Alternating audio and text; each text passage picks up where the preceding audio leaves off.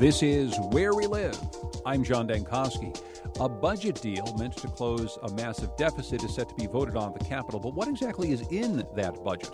Mayors and selectmen of towns and cities feel like they've got an idea about what's in there, and they're none too pleased. They're wondering about that no new taxes pledge. And even without a budget in place, eagle-eyed government watchers are already on rat patrol. It's Wednesday. That means the Wheelhouse, our weekly news roundtable. You can join the conversation. 860-275-7266.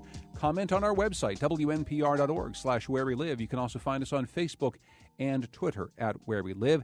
Joining us in studio, as always, is Colin McEnroe, the host of The Colin McEnroe Show on WNPR. Howdy, Colin. Good morning, Mr. Dankosky. Dan Clow is here. He's an attorney who also writes at appealinglybrief.com and ctgoodgov.com. Hey, Dan. Hey, good morning, John. And Christine Stewart, the editor of ctnewsjunkie.com, is here as well. Hello, Christine. Hello.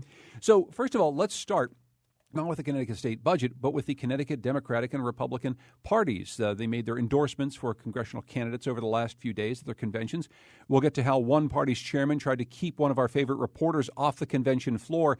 But first, some overall takeaways. Colin, just really quickly, how much do these state conventions really matter? I mean, we don't pay a ton of attention to them when we don't have, a whole lot of really close potential races for maybe Senate seats or congressional seats. But how much do these matter in a year like this? Well, I guess I have a terrible confession to make, which is that I often do go to these conventions. I usually go to these conventions. And this year, the Republican convention was taking place at the Hartford Convention Center. While it was going on, I was literally across the street watching Captain America: Civil War at Spotlight movie theaters. Good for you. Because it just seemed more relevant somehow than going to the convention. Now, the reality is that in some ways conventions maybe are a little bit more relevant in this cycle than they sometimes are, because, in fact, the old kind of back-of-the-envelope calculation for awarding delegates is a little bit more problematic. I think it got a little less problematic when Trump consolidated his lead, and it looks like we won't have a contested convention. But for a while, it seemed very important to know who the delegates were and what they would do on a second ballot, blah, blah, blah. And so, therefore, the actual awarding of delegates got to be very important. It didn't really change that much. I mean, I did hear that there was a little bit of a struggle back and forth between J.R. Romano, who's the young chairman of the Republican Party, and Ben Proto, who's handling delegate math for Trump.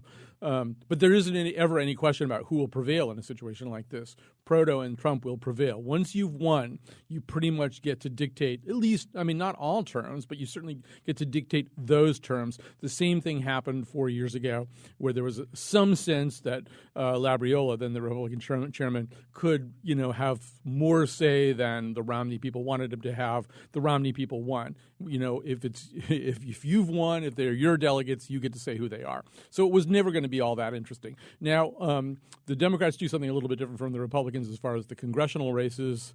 The Republicans kind of break out at the convention into these little things where they do their congressional races. So that makes it a little bit more interesting, too, these kind of sub-conventions that they have.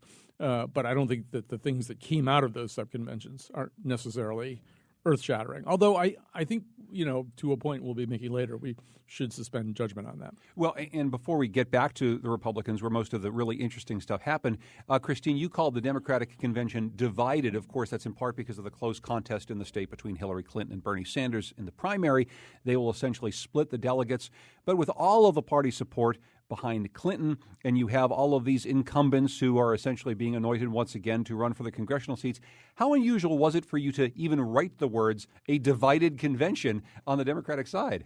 Yeah, it was kind of interesting. You could kind of see these cracks within the Democratic Party, not only along the lines of Bernie Sanders and Hillary Clinton, but also along the lines of labor. The fact that you had two labor guys standing outside the convention hall handing out flyers to delegates, reminding them how big a part of the Democratic Party that labor is and has been.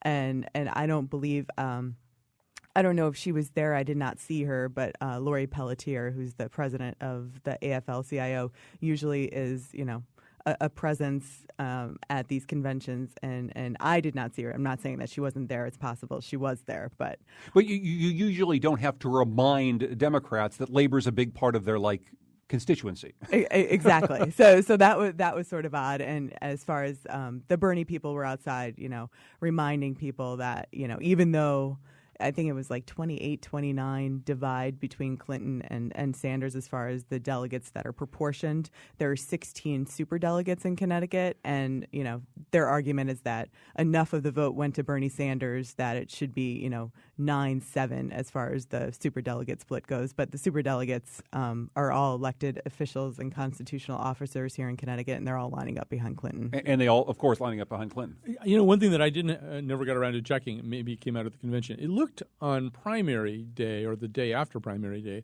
as though Sanders had totally won the 2nd district. I mean, I think he won all but 3 towns in the 2nd district. Did he get all the 2nd district? I don't know. I did not go back and check that, so it's possible, though. Well, so there's this Bernie and Hillary divide that's happening actually at state party conventions all over the country right now, Colin. But there's another thing. When Christine talks about labor, there's this other one that gets to maybe something we'll be talking about in just a little bit. Maybe the Dan Malloy divide. The fact is that the Democrats in the state are sort of feeling these competing pressures because of pushbacks against the budget, pushbacks against state workers, wondering about whether or not Dan Malloy is the guy that labor thought they were going to get when they got him into office. Yeah, and when we say labor, I think maybe it's important to I assume when we say labor in this context, we basically mean state employees unions. We're not talking about United Auto Workers or something like that. We're talking about state employees. That's what labor means in Connecticut, I think. Maybe there is that divide that in fact, labor has believed in the past, the state employees unions have believed in the past that if they back certain candidates, they will be heard. They will be heard in full. And they certainly don't feel that way right now. I think this is shaping up to be an election that could be pivotal for the role of labor, particularly in the Democratic politics in the state. As Colin and Christine were saying, there's a long history of Democratic candidates feeling a strong need to respond to the wishes and desires of the public sector labor union. And I think we're seeing now many, many Democrats who are up for election in November. The governor isn't, but they are, coming to the conclusion that siding with labor is not the smart bet this year. Yeah, and this is the flyer that was being handed out by labor at the Democratic convention. Yeah, and at the bottom it says very clearly, vote no on Governor Malloy's austerity budget. Yes. Well, and now he's taking ownership, I guess, in their minds on this austerity budget. We'll be talking about that in just a moment. Let's turn to the GOP side, because that's where some of the really interesting stuff was. The most interesting, perhaps, Christine, State Representative Dan Carter from Bethel, one of 3 candidates vying for the endorsement to take on Dick Blumenthal for his Senate seat. He won despite not getting into the race until last month. Quickly, tell us about Dan Carter.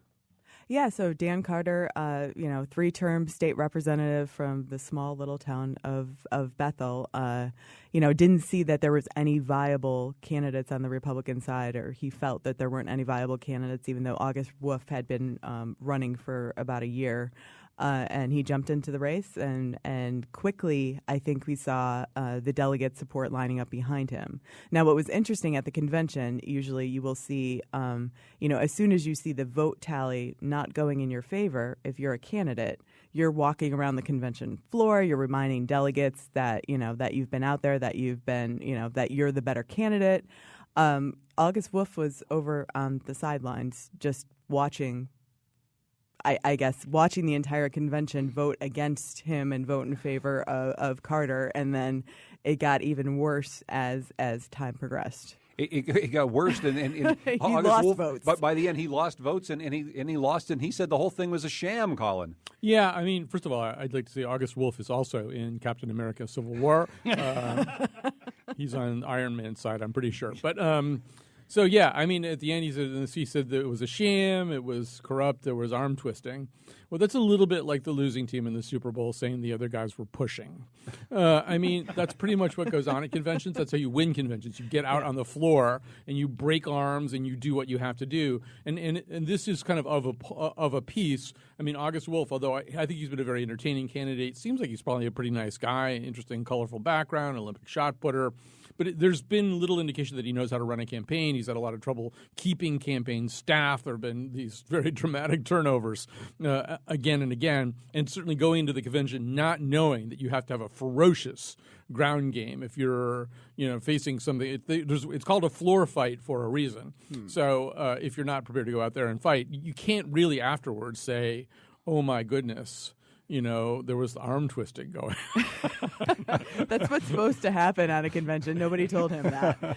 But this line about it's a sham, this is, I think, becoming a major theme in this election cycle, particularly at the presidential level. I mean, Trump uses this repeatedly whenever he's unhappy with an outcome, and he's attacking the legitimacy of the rules that are used by the parties to nominate delegates and ultimately the president. And the problem, at least from my perspective, is those lines resonate with a great percentage of the population. The effect is to discredit government and the political organizations. But I guess part of your point, though, is when Donald Trump says it, it sounds like something that a lot of people would listen to. When August Wolf says it, it kind of sounds a little bit like somebody who they hadn't heard of before saying something that doesn't make a whole lot of sense. Well, and at the same time, literally, him and his team were just standing there on the sidelines as this whole vote was transpiring. I mean, if he had done anything, if he had gone to speak to anyone, if he had, it may have been different. But by the way, we understand that he's going to be making an announcement later on at the Capitol, maybe at 11 o'clock today, to announce whatever he's going to do next. Do we know, Christine? We don't know what he's going to do next. He could try to petition his way on the ballot, in which case he would have to get the signatures of 2% of registered Republicans. So he'd have to actually get out in there and talk to some people and twist some arms and that sort of thing. Yes, okay, exactly. I see. Meanwhile, let's listen to a little bit of what Dan Carter had to say. I can think of no politician who embodies the tired old politics of the previous century more than Richard Blumenthal. Right?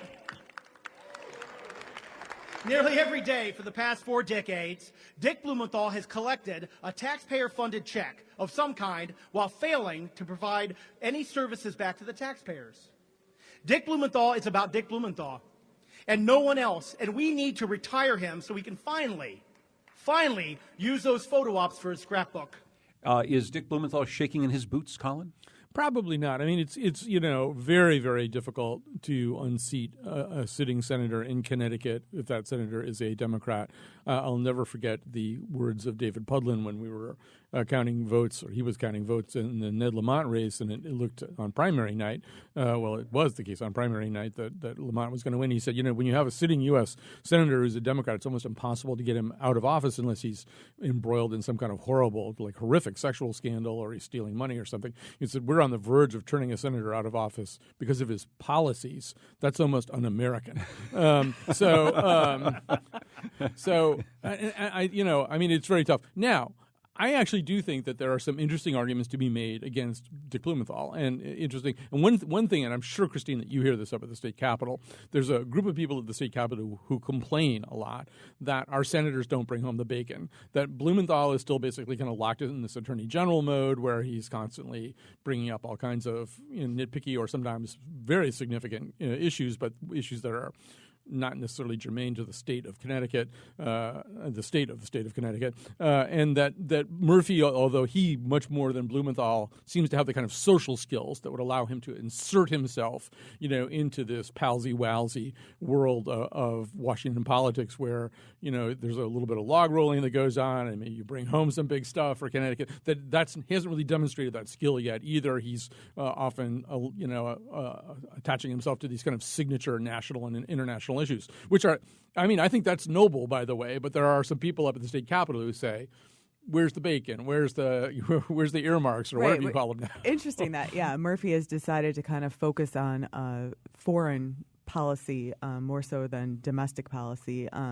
He has really, though, tried to focus on the issue of transportation and bringing home some of the transportation dollars. So we have that. But as far as the other money is concerned, that's kind of been left up to the delegation. I mean, some of that's just the kind of grousing that goes on up there late at night when they don't have any money and they don't know who to blame it on. So they start blaming it on Blumenthal and Murphy because they can't think of anybody else. So I don't mean to suggest that's a legitimate complaint, but it's one that you hear. Well, the other problem, of course, is that we went from a state that had two of the most senior senators, and seniority matters a lot, to a state which has two of the most junior senators.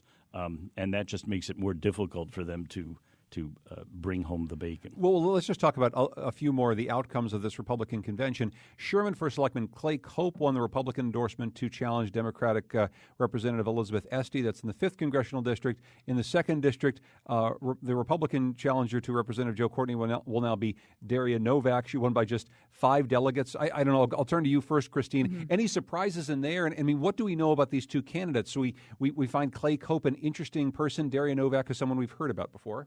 Yeah, no, Clay Cope is definitely an interesting person, and we have no idea if he's breaking any ground as the first openly gay Republican candidate for federal office here in Connecticut. It's likely that he is breaking some ground there, but he says that has nothing to do with him being a public servant. And he's been a public servant for about 15 years, I believe, in the town of Sherman. So easily won over Bill Stevens of Newtown. And you literally can't come from a smaller town than Sherman, Connecticut. I mean, right. It's about the smallest place in the world. So Clay Cope and Daria Novak, Colin. Right. So, well, first of all, Cope had to survive a bit of ugliness at the convention where there were some allegations that were made about him that turned out to be about his brother. Who had been using his name and getting arrested, and that was anyway 30 years ago or whatever. So, yeah, I mean, I guess that August Wolf is what usually happens at conventions. Right, anyway, exactly. That, yes. So, I guess my sort of spring resolution here is to not take anything for granted. I think we should have learned that by now. Over the last, say, 9 months or so, the prevailing lesson should be that the conventional wisdom is kind of a dead fish, and we should ignore it. So my thought, I do feel as though the 5th District, where Elizabeth Esty currently serves, is a very tippy district. There's no reason it can't be tipped in the other direction with a really good candidate. I don't know how good Clay Cope can be. I mean, the old me would have laughed, first selectman of Sherman. How far can you go with that? But I think we don't know. One thing we do know is that Trump, at least among Republicans, ran incredibly strong right there. I said this a couple of weeks ago. The spine of his support in Connecticut was Route 8 or the Naugatuck River. Take your pick. But like right down there, and a lot of that's in the 5th. So if he's a really good candidate, I don't know anything about him. He's a really good candidate. He could run well. Now, Daria Novak that is running the same play over and over again. They had another candidate, maybe a little bit more establishment. Her name was Ann Brooks. She's a tax attorney. She lost by a handful of votes. Somebody was telling me that Sid Holbrook, who used to be head of the DUP, and he was Rowland's chief of staff at one point, or something like that. Anyway, he was the guy from the Rowland administration. That he was supposed to put her name in nomination, and the Times got all mixed up, or he mixed up the Times. I have a hard problem wrapping my idea around this Sid Holbrook bump that could have put Ann Brooke over the top. But maybe in the world of a Republican convention, that's true. And Daria Novak is, I think, not a very good candidate. She's kind of a Tea Party candidate with these weird radio and TV shows that, as far as I know, no one has ever seen. And I don't see how they win against Courtney with her. Yeah, no, they apparently had a script, and they said who's going to we're suggesting nominations, we're taking nominations, and there were people who were prepared to stand up and speak and nominate these people, and those people did not get up and speak. So random people who wanted to place these names in nomination actually made the speeches. It was apparently. Improv night.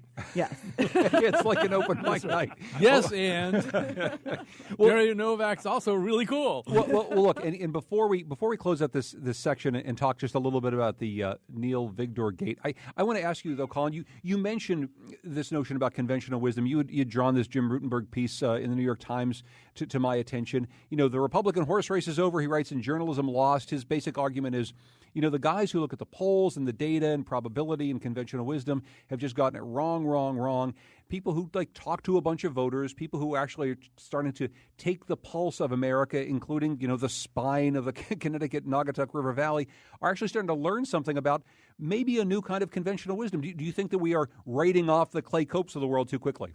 I think maybe we are. I will say that yesterday I listened to I Clearly Have No Life. I listened to Nate Silver's, or the 538 Political Podcast, where they interpreted Rutenberg's piece as a diss. And gave him the equivalent of, Cersei's walk down King's Landing naked with feces being flung at her. It was just, I've never heard 3 or 4 journalists beat up on another journalist the way they beat up on Rutenberg. So, and I didn't see the piece as an attack on data journalism. They did. But more that there's just stuff that you learn, Like, I haven't really been very good about getting out in the field, but when I do get out, the most informative day by far in this political season was the day I went to the Trump rally and just talked to Trump supporters the whole time. And it just, you get them out of those uniform holes you've been shoving them into, and you start to see them as individual people and hear what they're saying and realize that, there's a percentage of them who are crazy racists, but there's also a much larger percentage of them are people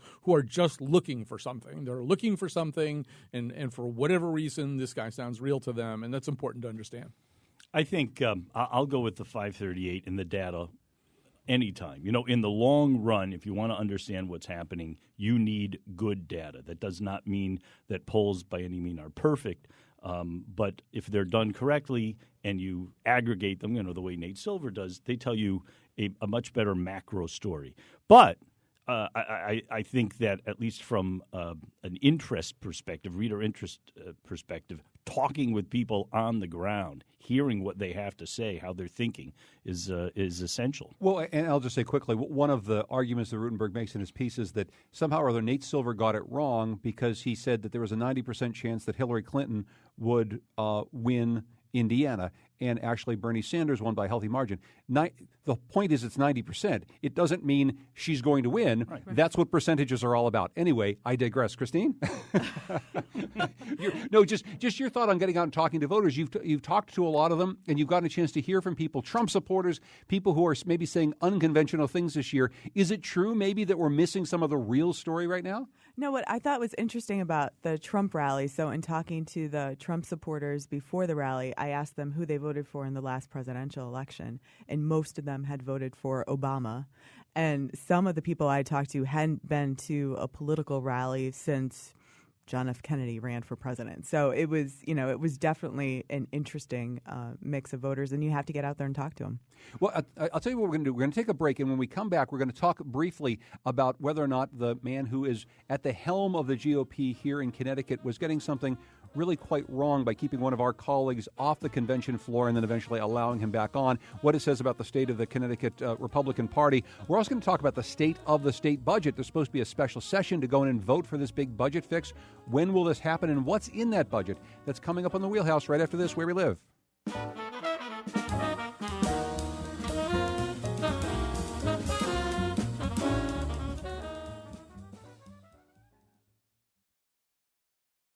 This is Where We Live. I'm John Dankosky. Just a quick note that next week, our Weekly News Roundtable will be off. We're taking a hiatus week just to regroup. We'll be back in 2 weeks on May 25th, and we can't wait to bring you the new Wheelhouse. Joining us, as always, is Colin McEnroe. He's the host of the Colin McEnroe Show on WNPR. Hey, Colin, what's on your show today? This ties into what we're talking about somehow, but I'm almost too tired to figure out how it does. David Reif has written this book. David Reif is a formidable intellectual, has written this book about the importance of forgetting, that we sort of assume that the way to understand everything is to remember and store everything, but that ultimately that can I can give you a contemporary example. This is mine, not his. But okay. As we look at Donald Trump, what do? We say, well, he's like Hitler this way, or he's like Mussolini this way. We recognize this pattern from the past. Well, that may not be a really effective way to look at Trump. He's not really Hitler or Mussolini. There may be certain elements there, but ultimately our inability to stop thinking about these historical parallels, although that can be useful, it also can be really, really confusing and maybe misleading. So that's more or less where we're going. And you mined some of that territory yesterday in your conversation with Stephen Metcalf and in some of his writing about Donald Trump and the baby boom generation. I will endorse people to go back and listen to, because it's about the most fascinating half hour of analysis about Donald Trump and what you should know about him. As I've heard, that was yesterday's Colin McEnroe show. So listen today at 1 o'clock as well. Also joining us today is Dan Clow. He is attorney who writes appealinglybrief.com and also ctgoodgov.com, and our friend Christine Stewart, who's editor of ctnewsjunkie.com. One of the stories we wanted to get to was at the state Republican Party convention, originally we had heard that J.R. Romano, the head of the state party, had banned our friend Neil Vigdor, he's a reporter for the Hearst, Connecticut newspapers, from actually going there because he didn't like some of the coverage. He said he was being unfair to Republicans. He was using unnamed sources. He eventually relented, and Christine posted this little explanation that J.R. Romano had. At the Connecticut Republican Party, I'm standing in our empty convention hall getting ready for tonight's state convention, and I wanted to address the controversy surrounding this convention due to my decision to deny credentials to one member of the media because of what I felt was unfair coverage of our candidates and the party. Now, as chairman, it is my responsibility to stand up when I feel as though our party and our candidates are being disrespectful or being covered improperly. And I felt that I did that. So what I'd like to say at this point is that that particular reporter is welcome to our state convention. He will be credentialed. I just needed to draw attention to what I felt was unfair coverage. Okay, so again, that's J.R. Romano. What exactly, first of all, Christine, what exactly was the unfair coverage? What was improperly being done by Neil Vigdor? There was a bunch. This had actually, J.R. Romano had gone down and spoken to Neil's editor the week before, and he laid out a bunch of issues with some of the stories that Neil had done. And he didn't apparently feel that he had gotten a satisfactory answer or there was no conclusion out of that, and so he decided to take action and not credential Neil. Yeah, and I'll just say, Colin, this happens to us quite a bit. It happens more than it's ever happened in my career where we'll write something or we'll put something on the radio, we'll say something here in the Wheelhouse, and we'll almost immediately get a call, sometimes from a Republican, sometimes from a Democrat. Often it's from an office up at the state capitol that says, you're being unfair, you've gotten this entirely wrong. This seems to be a trend that I don't know, maybe it's always happened, but it just feels as though this sense that Republican Party leaders, Democratic Party leaders can control the media message is something that they feel is part of their job and they can do something about.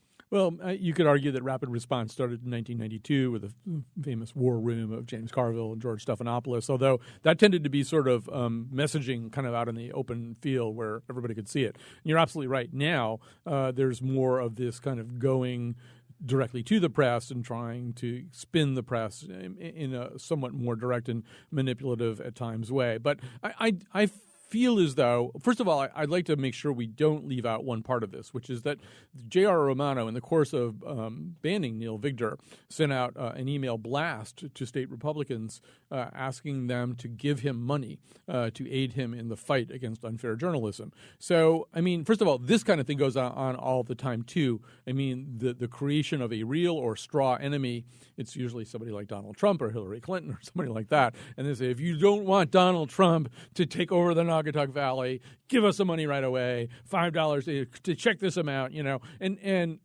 I don't think I've ever seen it with the press before. And it, you know, I mean, as enemies go, I mean, there's a big distance to travel between Voldemort and Vigdor. You know, I just, you know, using him as this sort of dark lord, you know, that it seemed very inappropriate and kind of in a society that does value the freedom of the press and the role of the press. It seemed that, like, you know, saying this guy's so horrible, I need money to undo the terrible damage he's doing to us seemed, that's where I thought he kind of crossed the line. And apparently, I'm told, he has been telling his people anyway that he did raise some money that way. But wasn't it also accompanied by an appeal to like reach out directly to Neil Vigdor and like write him emails and that sort of thing? This is again a part of it, and this goes back to something that we heard. Where did we hear this before? I wish I had the way back music. You know, John Rowland telling people to call poor Andy Rohraback's line directly. Yeah. This is something that we seemingly again hear over and over again. We're going to raise money around it, and we're also going to call people out so that they can call directly, flood their email box. It seems, I know, to me, unseemly, Dan. How about to you? Well, I think it is unseemly. But you said something, it was either just before we went on break or during break, about what does this say about the Republican Party in Connecticut? I don't think it's as much of anything about the Republican Party. I think it says a lot about the maturity of J.R. Romano and an unwise decision that he made which he's probably come to regret. But you had also wanted to say something about, the Democrats, the very Democrats who, of course, then lighting up and asking for money themselves because of everything J.R. Romano is doing to the press, maybe not so fast in all the name-calling. Yeah, well, that's true. I mean, it's one thing when Themis comes out and tries to disown herself from that. But when the leadership and the Democrats are screaming about the First Amendment, I had to chuckle because, as we all know, the action is what goes on in the caucus, and the caucus is not subject to freedom of information. So when the leadership on both sides decides to allow the press into the caucuses, they can really just to be clear, he's talking now about the General Assembly caucuses. Yes, General Assembly caucuses. And I will say, this may surprise you, but there was a time when we were allowed in a lot of the caucuses. I'm now about to become really, really old, but I'd say in the late 70s, early 80s, I think both Senate caucuses, the press could just go in there and sit. I know the Democrats did, and I'm pretty sure the Republicans did too. I don't think I can't remember whether the House caucuses let us in or not, but there was a period of time, maybe in the early days of the Grasso law, that they said, yeah, sure, come in. We don't care. People smoked a lot of cigarettes in those meetings. Yeah. What I think was interesting about this whole thing is, can the Republican Party really afford, and did J.R. Romano raise enough money, to make up for the earned media that he would have gotten as a result of more news organizations covering these things. And let's be honest, there's not enough news organizations lining up to cover these conventions anymore. I counted 4 reporters at the Democratic convention on Saturday. So I'm not quite sure that there were that many more at the Republican one. And in one of the posts that Colin wrote about this, I will just say he brought up one of my big bugaboos, which is that these conventions are truly not just party conventions. These are enacting some of the will that was put forward by Connecticut voters during an open not an open primary system, but a public primary system that is paid for by the public. The fact is that having reporters there to report on this stuff, which is essentially the residue of what people voted on with our money, is probably something that, I don't know, we should be able to have access to, Colin? Yeah, I mean, it's not like the Playboy Club or something. I mean, this is, although it sometimes does resemble that, but no, this is one of the arguments that I would make for the notion that it's not really J.R. Romano's call. I mean, in a way, it is. The party events are effectively private events. I mean, probably as a matter of law, he could exclude a member of the press or maybe all the press, but as a matter of principle, no. As you say, we paid for this primary, and you could even say that the Republicans are kind of on welfare a little bit with this because, in fact, all Connecticut taxpayers paid for this primary. There are 2 million voters in Connecticut. 400,000 of them are Republicans. So but all the other ones help pay for this primary. And then they're going to have a convention to allocate the delegates based on the primary results. So you could say the convention is an apple from the tree of that primary that we paid for. And then the result, the pie they're going to make out of that apple, is the ballot. There are going to be people on the ballot in a lot of races, not just the presidential ballot, but the congressional races and stuff, that will be chosen at these conventions. So the press is there to monitor that process. The press is there as a proxy for voters who will have to use that ballot. The press is there to a certain extent as a proxy for the 400,000 Republicans who did not choose J.R. Romano. He was chosen in a different way. And so they may want to know what's going on at their convention, which they're not attending. And a proxy for the 800,000 Connecticut voters who aren't able to take part in the primary system. Colin raises a very interesting point, and it's one that I, as a lawyer, have been thinking a lot about, especially since the incident a couple months ago where a local registrar and a party leader tossed somebody from the party rolls on a loyalty issue. And the question is, what is a political party? Is it a private organization that can decide who its members are and exclude people that it doesn't want? Or is it a public organization that is subject to certain laws, such as anti-discrimination laws? And the short answer is, unfortunately, it's both. In some ways, it is a private organization, a voluntary association of people with a shared set of ideas. And in other ways, for the reasons that Colin just expressed, it is a very public association and is subject to rules that apply to public organizations. Okay, so let's talk about something that has rules applying to public organizations. It's the Connecticut State Legislature. Last week, a very low-key end to the regular legislative session, mainly because the state budget didn't even come up for a vote. First of all, Christine, what is happening next? I mean, mean, we heard about a budget deal between the governor and Democrats, and then we thought maybe we'd get a vote on it. We didn't get a vote on it. We're supposed to now have a special session. The first question is, when are they going to vote? Secondly, what's in this budget again? Right. So the Senate has scheduled a vote for Thursday on this budget, which was the language was just released yesterday. 95-page budget document. There's nothing really different than what was in the 31-page Excel sheet that people had for 6 days to guess what was going to be in the budget document. But what we still don't have is the budget implementation language, which is all the public policy that comes behind those numbers. And that's where the rats go. So that is the language that we really want to take a look at, we really want to see, and we'd like to see maybe 24 hours in advance of a special session, but I don't think that that's going to happen. But again, one of the reasons that we heard the vote wasn't taken at the end of the legislative session was that lawmakers wouldn't have time to view all of this information, and they wouldn't have the necessary information to vote on this budget. And now we are days and days later, and we still don't have that information, and we could likely go and vote on it without having that be public again? Yeah. So my guess is that they don't have the votes. So they're trying to figure out what will get them enough votes to get this budget over the goal line, which cuts a lot of spending for a lot of programs. A lot of spending. Yeah, so that kind of rhetoric was going on that night too. There was both, we want to give people a lot of time to read the budget, but we got the votes. You want us to do it now? We'll do it right now. We can do it. It's a dead fish, and the longer you leave the dead fish out in the open on the counter, it's going to smell. Yeah, so it's an opportunity. I think that's one of the reasons also that there hasn't been more transparency is they know that the more people know, the more people are going to peck away. Back to labor, which we were talking about at the beginning of the show today. The more labor knows about what's in here, the more the towns know about what's not in there for them. The more pecking away, the more complaining, the more distortion. I mean, they need to be able to vote on something, a document that's stable. And if anybody knows what it is, they won't be able to vote for it. So, I mean, I do have to say that I feel as though Len Fasano, the leader of the Senate, Republican leader of the Senate, and Thomas Claridis, who is both the Republican leader of the House and I believe a character on Game of Thrones, I think they're right. I mean, it's hard to argue with the statement that they put out, which is, it's been like a week. Show us the whole damn. You basically said you had the thing a week ago.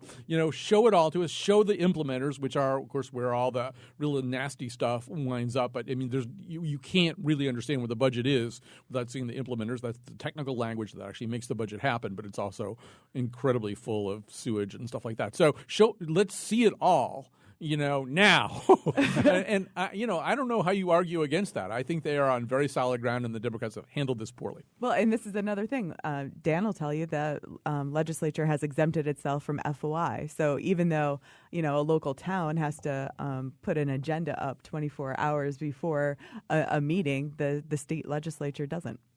I'll tell you, I'm a lifelong Democrat, but if I were a Democrat in the General Assembly, I would be raising an uprising against leadership to say it is absolutely irresponsible to force us, rank-and-file members, to vote on perhaps the single most significant document that will come out of the legislature this year without time to understand it and study it. I want to take a break. When we come back, let's talk a little bit more about what we know is going to be in that budget. Some of it has to do with towns and cities. They're saying, all these pledges about no new taxes in this new budget. Well, I don't know about that. If we cut aid to cities and towns, we might have to raise taxes. We'll be talking about that and also some other things that we might be looking for on Rat Patrol with Dan Clow, who writes appealinglybrief.com and ctgoodgov.com, Christine Stewart from ctnewsjunkie.com, and our own Colin McEnroe here in the Wheelhouse, where we live.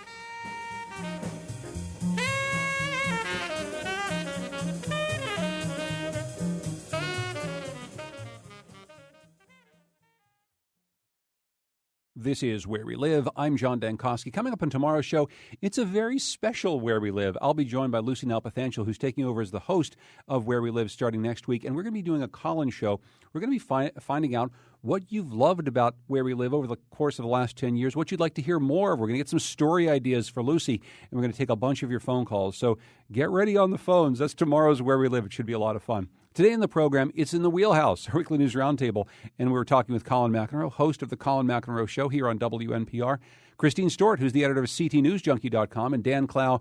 He's an attorney, and he's an FOI stalwart. He's also the writer of AppealinglyBrief.com and CTGoodGov.com. Very quickly, as we get to some of the things on the legislative agenda as they try to pass this budget, we're hearing, Christine, once again from towns and cities, and of course they, along with hospitals, have been on the chopping blocks, and they can stand in line with many other folks who are used to getting services from the state, who are all going to have cuts because we've got this big budget hole.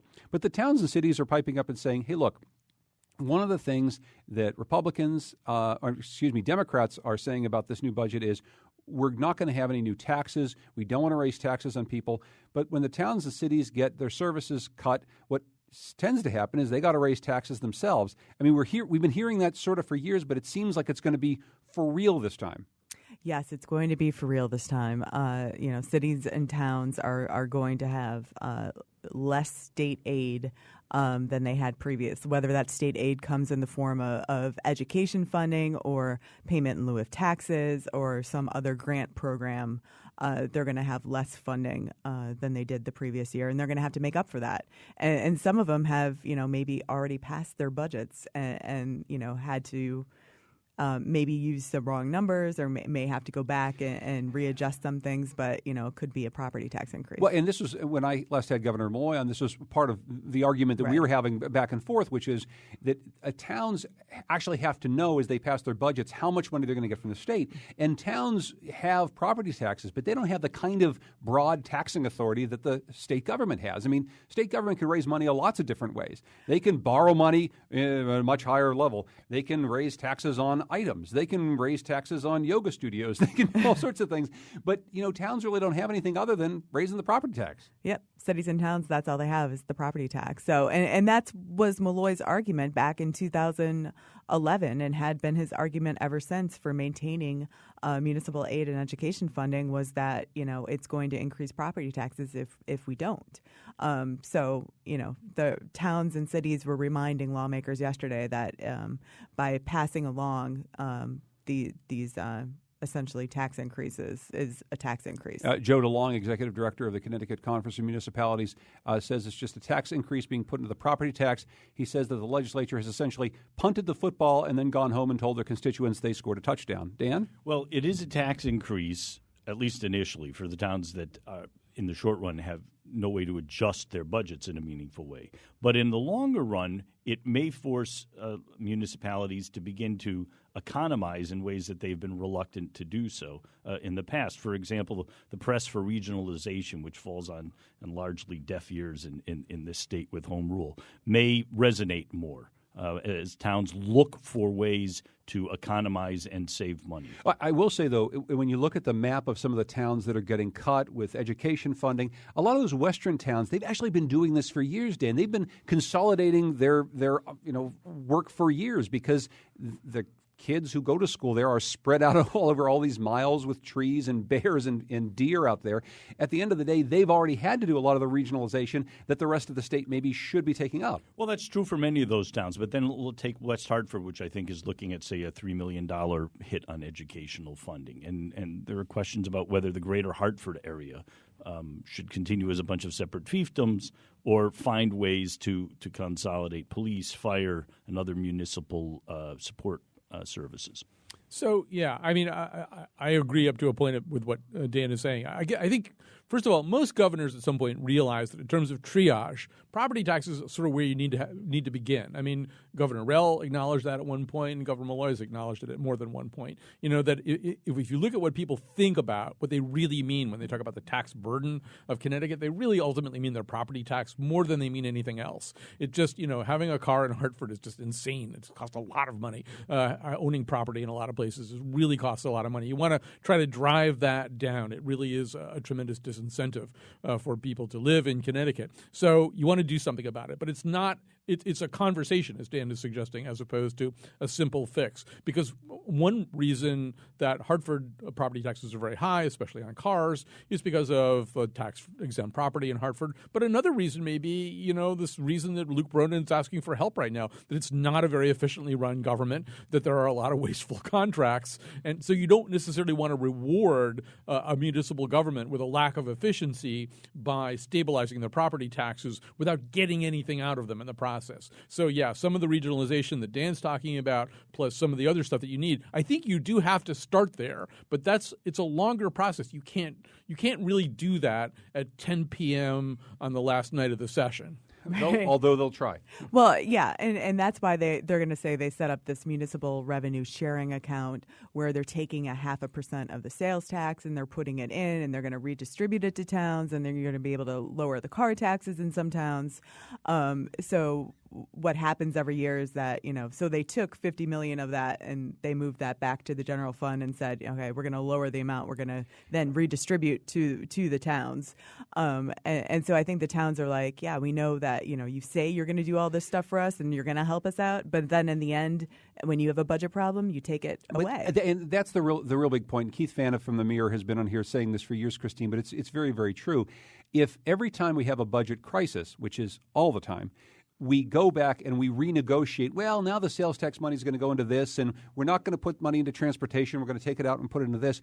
No one should ever believe at a town, a city, probably even a corporation, that anything that is said that is going to happen now in 2016 will ever take fruit in 2017, 2018. Right, exactly. I mean, and look, we didn't pass a transportation lockbox.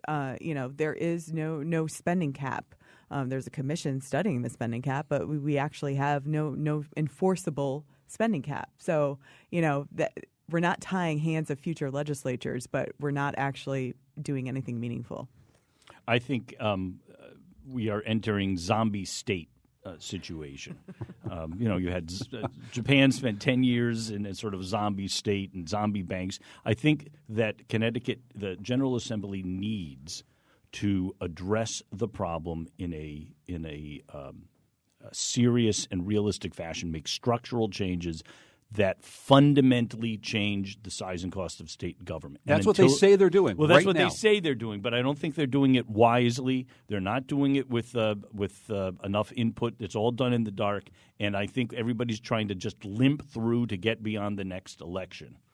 Well, and what would it look like taking it seriously, though, Colin? Because the problem is, frankly, much bigger than we can handle in one legislative session by just cutting at some programs here and there. Yeah, I think we have to acknowledge that there are uber problems here, or meta problems. One of them is that we live in a republic, but it's really just a line of 50 gas stations with different prices up there, and people are just sort of driving around looking for the gas station where that fits their profile the best. I want to use my credit card, and I want to buy super unleaded or something, and that's how people are now making decisions about where to locate companies and stuff like that. So you don't have a United States of America that's in any way united. You have a competitive States of America. You might as well take united out of the word, and that's beginning to create a race for the bottom, and it's making it very difficult to figure out how to fund a working state government. I'm not saying there's no fat in our state government. There is, but that problem is difficult, and then you're dependent also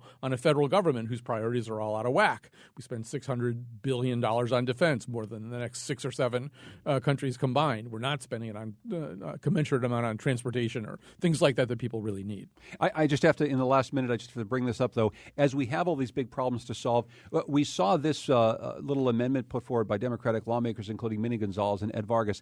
It would allow former lawmakers who are also teachers to purchase up to 4 years of service in the General Assembly to boost their pension. We read about this in the Hartford Current, Christine. Do we know where this came from? I mean, they're saying, well, it's not a rat. Of course, it's not a rat because it's not in the implementer bill, but where did this come from? Do we know anything about it? No, I have no idea. I mean, it sounds like it was targeted towards a specific group of people, so I'm not sure who fits that bill.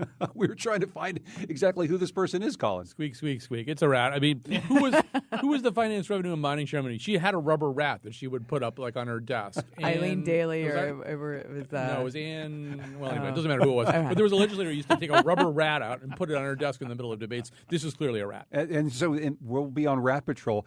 Maybe next week, as we take the Wheelhouse off, and we'll be back in a couple of weeks, we'll be able to figure out where all the rats are if they ever do end up passing a budget. Colin McEnroe, host of the Colin McEnroe Show on WNPR. Thank you, Colin. Thank you. Thanks also to Dan Clow. Read ctgoodgov.com and appealinglybrief.com. Thanks, Dan. Hey, thanks, John. Thanks also to Christine Stewart. She's the editor of ctnewsjunkie.com. Thank you, Christine. Thanks, John. Continue this conversation online. Go to WNPR.org. You can find us on Facebook and Twitter at Where We Live. Thanks to Tucker Ives, who produces The Wheelhouse. Lydia Brown helps out, along with Kyone Wolf, Heather Brandon, and our executive producer, Katie Tolarski. I'm John Dankosky. This is Where We Live.